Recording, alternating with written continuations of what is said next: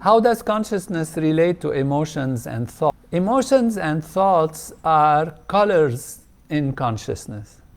And that is, again, brings us to the idea of awareness and the different abilities to activate different modes of our own consciousness. So our own consciousness, therefore, has all of these facets, all of these dynamics.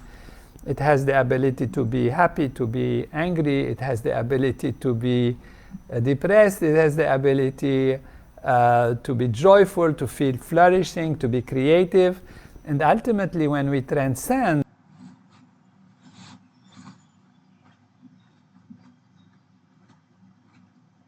initial primary ocean of being that we are. And so it really depends on at which level we are experiencing and what our awareness is experiencing. And therefore, when we have, for example, an emotion, say love, then we say love is a color in consciousness, a special color in the awareness in consciousness. Happiness is a special color of consciousness. So how does consciousness relate to emotions? It is through the fact that our consciousness takes then that particular shape, that particular form, that particular quality, that particular filter, which we call happiness. So all of these are colors and shapes and shades and flavors of consciousness. Because if consciousness goes away, where is the emotion? That's very important to realize and remember.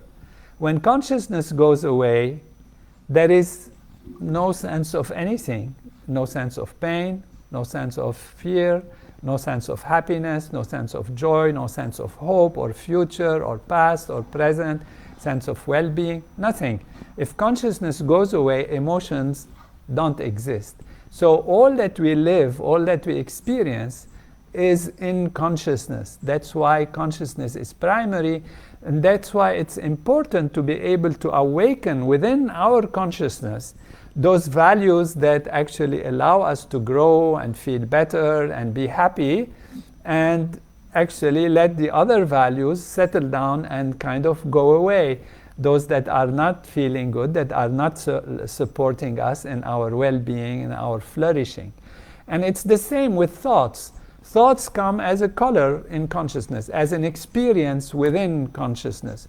So that's why we differentiate actually the mind, the intellect, the ego, and the senses from the field of consciousness. The field of consciousness is all permeating, but it can now take a shape or take an experience or work in a mode where you sense the self. Yes, I am now conscious of myself. I am aware that I exist. I am aware who I am, what's my name, what's my job, what's my reality.